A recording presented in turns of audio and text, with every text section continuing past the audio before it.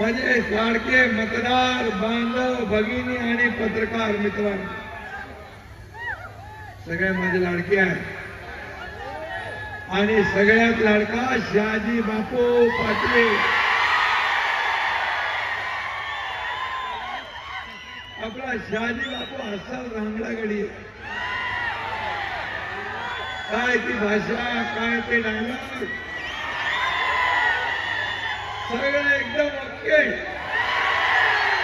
बरोबर बापू. पण मी तुम्हाला सांगतो, जेवढी ग्रामीण भाषा तेवढी गोड भाषा, गोड. त्याच्यात गोडवी जास्त. बापू बोलायला लागले, बापू बोलायला लागले की भल्या भल्यांची विकेट घेतात. खरं तर ते आपल्या टीमचे महेंद्र धोनी आहेत.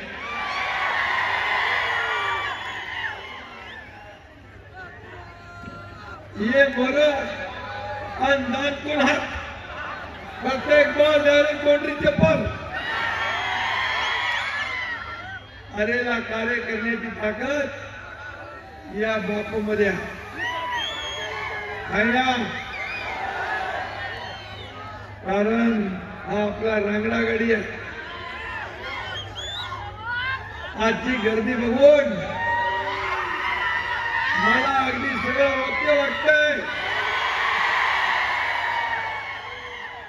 आता गेल्या वेळेपेक्षा बापू जास्ती गुलाल आणि फटाके आणून ठेवा.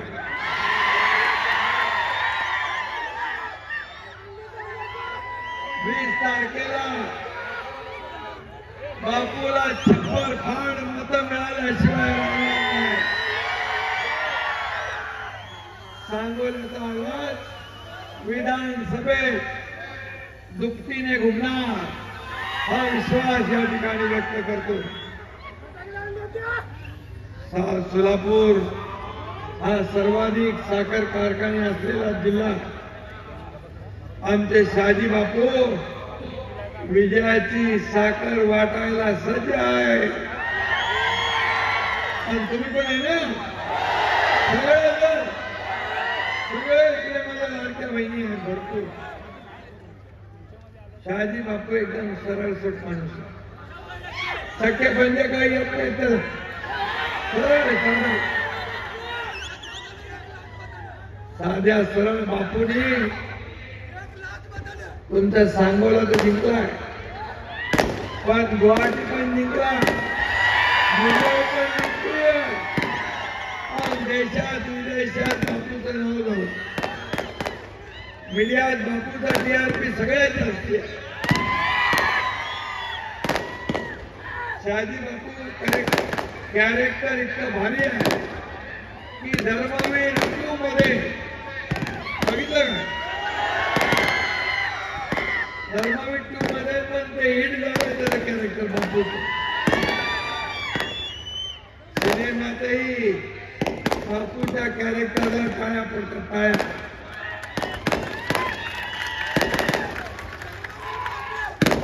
ए बाबा बंद करा ना, 23 तारखेला ठेवा. शहाजी बापूकडे वकिलीची पदवी असली तरी सुद्धा तरी काळाकोट घातलं का? काळाकोट घातलं का? वकिलाची पदवी आहे ना, वकिलीची पदवी फक्त शेतकऱ्यांच्या भल्यासाठी वापरली, गरिबांच्या भल्यासाठी बापूंनी काम केलं. कष्टकऱ्यांचा तालुका अशी सांगोल्याची ओळख आहे. इथला मायबाप शेतकरी मेहनत करून डाळिंबाच्या बागा फुलवतोय. बापूच्या आधीच्या आमदारांनी सांगोल्यासाठी काय केलं ते मी सांगत नाही, तुम्हाला माहिती. पाण्याच्या नावाने बंब होते, शेतकऱ्यांना रोज स्थलांतर करावं लागत होतं. पण बापू आल्यानंतर गेल्या 2 वर्षात परिस्थिती बदलली का? ताण लागलेल्या सांगोल्याकरांना बापूंनी पाणी आणण्यासारखी पाण्यासारखा निधी वाटला आणि वाटला म्हणजे मतदारसंघात आम्ही पाठवला.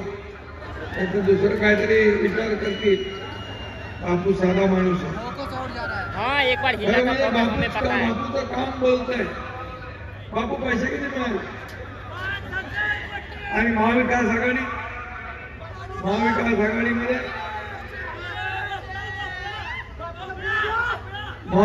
आघाडीमध्ये मोठा भोपळा आणि महायुतीमध्ये 5,500 कोटी.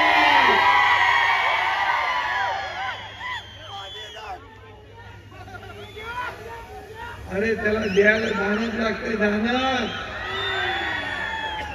अगोदरच्या मुख्यमंत्र्याकडे दानच नव्हती. त्यांना घ्यायचं माहित होतं, द्यायचं माहित नव्हतं.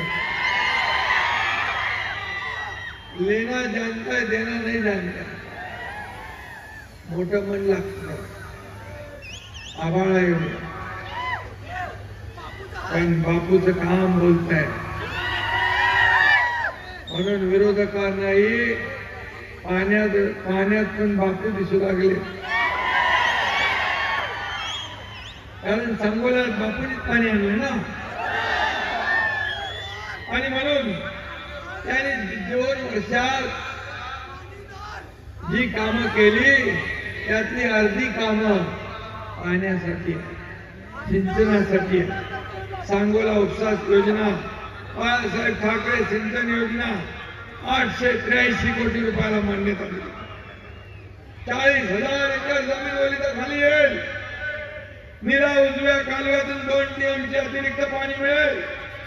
म्हैसाळ सिंचन योजनेतून मिळणाऱ्या पाण्याचा 8 गावांना फायदा होईल. टेंबू सिंचन योजनेतून 1.5 TMC बापूने मिळवलं आहे. मान परिसरात 19 खेड्यांना फायदा होईल. शिरभावी पाणी पुरवठा योजनेसाठी 800 कोटी रुपये. मध्यवर्ती इमारत बायपाससाठी 22 कोटी. माऊड रस्त्यासाठी 225 कोटी. ड्रेनेजसाठी 125 कोटी. बापू कामाला भाग आहे. आणि आमचा भारी माणूस आहे. बापू वाघासारखे असले तरी त्यांचं काळीज मात्र मायाळू हरणासारखं आहे. दयाळू, दिलेला काम आणि शब्द पाळणारा म्हणजे त्याचं नाव बापू. आम्ही 2 वर्षापूर्वी जो उठाव केला, काय परिस्थिती होती तुम्हाला माहित आहे. त्यावेळी बापू विनोद करायचे, आम्हाला हसवायचे. बापू होते म्हणून आमचं एवढं मोठं मिशन हसत खेळत पूर्ण झालं. टांगा पलटी, घोडे फरार. अरे परिस्थिती कशी आली होती. बाळासाहेबांचे विचार विकले. बाळासाहेब नको होते ते काँग्रेस बरोबर सरकार बांधलं. महाराष्ट्रातल्या जनतेने जे विश्वास दाखवून शिवसेना भाजपला मतदान केलं, त्यांच्या पाठीत खंजीर खुपसला. बाळासाहेबांचे विचार तोडून टाकले. शिवसेना आणि धनुष्यबाण काँग्रेसच्या दावणीला बांधलं. मग कसा राहणार बापू. बापू मला रोज सांगायचे, साहेब काय करता येईल, लवकर करा की, लवकर करा. आणि मी म्हणाले थांब, त्याला नीट सगळं जुळवाजुळू करा. आणि मग आमचं मिशन सत्य केलं. आता बापू चिंता करू नका. तुम्हाला सांगतो, ही चिंता आता सांगोलाकरांनी घेतली आहे. 20 तारखेला बापू प्रचंड मताधिक्याने विजयी झाल्याशिवाय राहणार नाही. ही काळ्या दगडावरची भगवी वेग आहे. आता मी तुम्हाला सांगतो, माझ्या लाडक्या बहिणी इकडे बसल्या, लाडक्या बहिणी इकडे आहेत. लाडके भाऊ आहे, लाडके शेतकरी आहे, लाडके ज्येष्ठ आहे. इकडे मी सांगतो आम्ही लाडकी बहीण योजना आणली. या लाडकी बहीण योजना आणल्यानंतर विरोधक म्हणाले काय 1500 रुपये भीक देत आहे, लाच देत आहे, विकत घेत आहे. अरे मी बोललो या माझ्या लाडक्या बहिणींना असले अपशब्द बोलणारे तुम्ही कुठं फेडणार पाप, कुठे तुम्ही हे तुमचे सावत्र भाऊ, दुष्ट कपटी भाऊ, यांच्यापासून तुम्हाला सावध राहायचं. कोर्टात गेले तुमची योजना बंद पडायला. तिकडे त्यांना कोर्टाने एक चपराक लावली. दुसऱ्या कोर्टात गेले तिकडून पण एक लगाव केला. अरे तुम्ही त्यांना विचारा निवडणुकीत आल्यानंतर मत मागायला का तुम्ही आमची योजना बंद करायला निघाले, का तुम्ही आमच्या मुलांच्या बाळांच्या तोंडचा घास काढून घ्यायला आले, का तुम्ही आमच्या मुळावर उठले. आणि म्हणून एक खोडा घातले घालणाऱ्या सावत्र भावांना या निवडणुकीत तुम्हाला जोडा दाखवायचा आहे. म्हणाले ज्या लोकांनी योजना केली आहे त्या अधिकाऱ्यांना चौकशी करणार. आणि म्हणाले सरकारने ही योजना आणली याची चौकशी करणार. आमचं सरकार आल्यावर आणि त्यांना जेलमध्ये टाकणार. तुम्ही आम्हाला जेलमध्ये टाकून द्याल.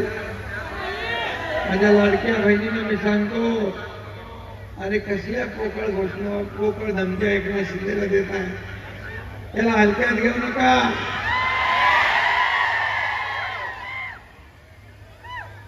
या एकनाथ शिंदेला जेलमध्ये टाकायला मनगटात ताकद असावी लागते. त्याला वाघाचं काळीज लागतं. लांडग्याला वाघाचं कातडं बांधून लांडगा वागवत नाही, कोणाला धमकावतात. आणि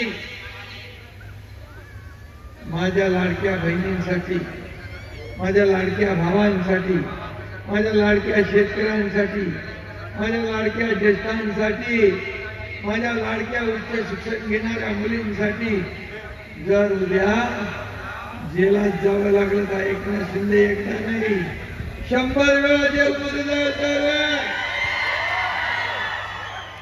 पण तुमचा सत्तेत येण्याचा मार्ग माझ्या लाडक्या बहिणींनी अडवून धरला. तुम्हाला सत्तेत पोहोचू देणार नाही. तुम्ही या योजनेला विरोध केला.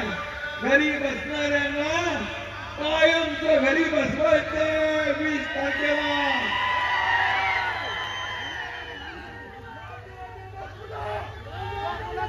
आणि बघा जे बोलतो ते करतो. लाडक्या प्रेम आमचा वचननामा कोल्हापूरच्या महायुतीच्या सभेत केला आहे. 10 सूत्री कलम.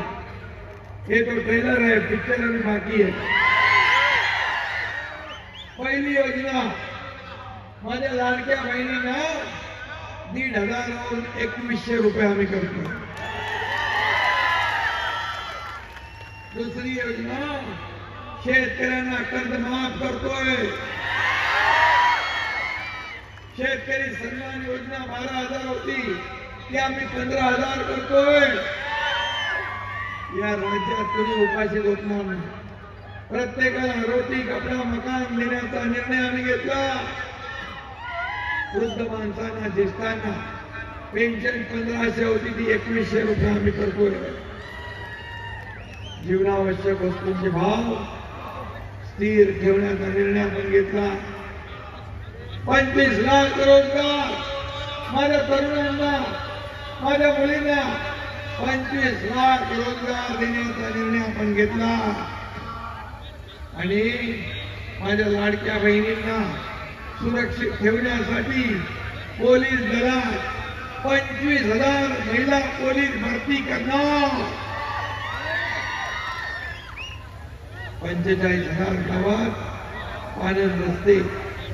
अंगणवाडी आशा सेविकांना महिन्याला 15,000 रुपये आणि 7.5 HP मोटरने शेती करणाऱ्या शेतकऱ्यांचं वीज बिल माफ करणार. आम्ही केले. आता 0 बिल येईल.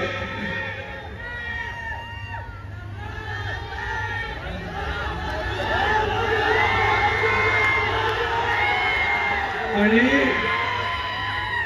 इतर जे वापर आहे लाईटचा आपण करतो त्या वीज बिलात 30% सवलत देण्याचा निर्णय आपल्या सरकारने घेतला.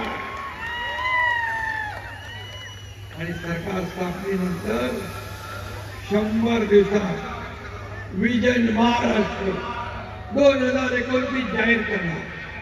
हे आमचं काम. आणि बाबा बोलतो चंद्र आणि अरे सरकार आल्यावर लालदेव भेटेल ना. पहिलं सरकार आणायचं, महायुतीला आणायचं. बघा सरकारने काय केलं बघा. अरे 2 वर्षात काय केलं बघा. 2.25 वर्षात गरिबांना रेशन फुकट, महिलांना गॅस फुकट, मुलींना उच्च शिक्षण फुकट, आजारी लोकांना 5 लाखांचा उपचार फुकट, शेतकऱ्यांना 1 रुपयात पीक योजना, पीक विमा, शेतकऱ्यांना वीज बिल फुकट, लाडक्या बहिणींना आता 1500 ते 2100 केले, वयस्कर माणसांना एसटी प्रवास फुकट, महिलांना एसटीचं अर्ध तिकीट, शेतकऱ्यांना पंतप्रधानांचे 6 आणि राज्याचे 6,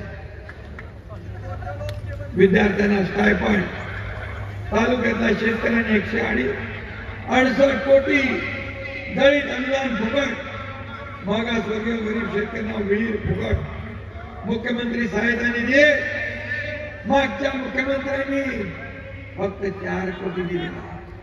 मी 350 कोटी रुपये दिला.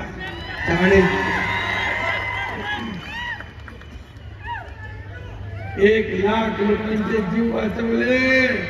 1 लाख. शेतकऱ्यांना डेंगू म्हैसाळची पाणीपट्टी फुकट, जन्माला आलेल्या मुलीला रखवती दिली. हे सगळं बघितल्यावर विरोधक म्हणतात हे काय चाललंय, सगळं फुकट. अरे माझ्या गोर गरिबांना फुकट मिळू द्या की, तुमच्या बाचं काय ना काय.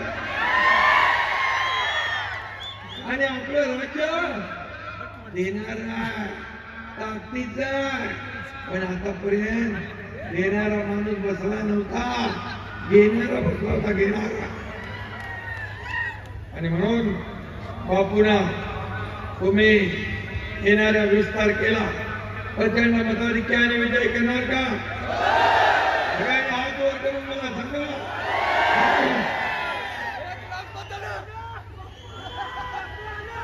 एवढे लोक 20 तारखेपर्यंत 3-4 मतं जरी गोळा केली तरी समोरच्याचं डिपॉझिट जप्त झाल्याशिवाय राहणार नाही.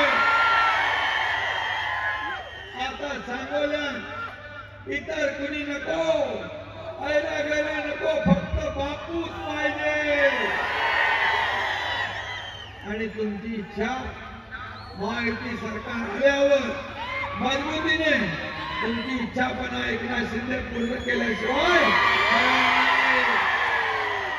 धन्यवाद. जय हिंद, जय महाराष्ट्र. धन्यवाद शिंदे साहेब.